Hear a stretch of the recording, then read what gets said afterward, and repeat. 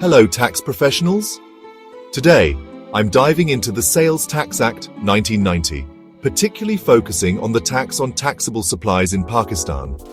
By the end of this video, you'll have a clearer understanding of the key elements and recent amendments made by the Finance Act 2024. First, let's talk about taxable supplies. According to the Sales Tax Act 1990, taxable supplies include all forms of goods and some services that are supply in furtherance of taxable activity.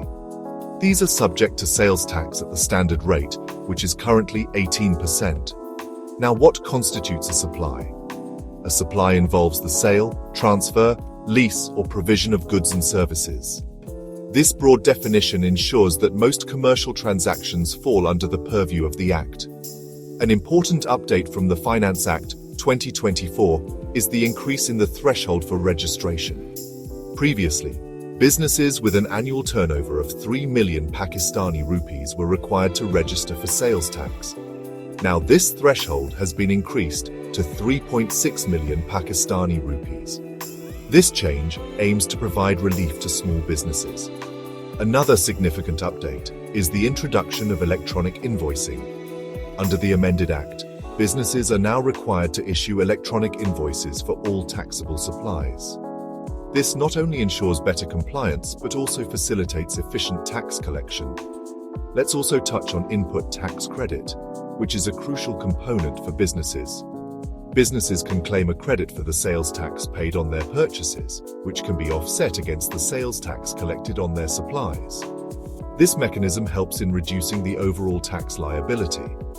However, there have been some restrictions introduced in the Finance Act 2024. Certain goods and services, such as luxury items and non-essential services, are not eligible for input tax credit anymore. This move aims to curb unnecessary consumption and boost essential sectors. I must mention the penalties for non-compliance. The Act imposes severe penalties for failing to register, issue electronic invoices, or file returns on time. Penalties can include hefty fines and even imprisonment in severe cases, so it's crucial to stay compliant. In conclusion, the Sales Tax Act 1990, with its recent amendments, aims to streamline tax collection and ensure better compliance.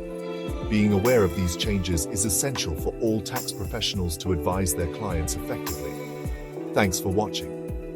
If you found this video helpful, make sure to like, subscribe, and hit the bell icon for more tax updates. See you next time.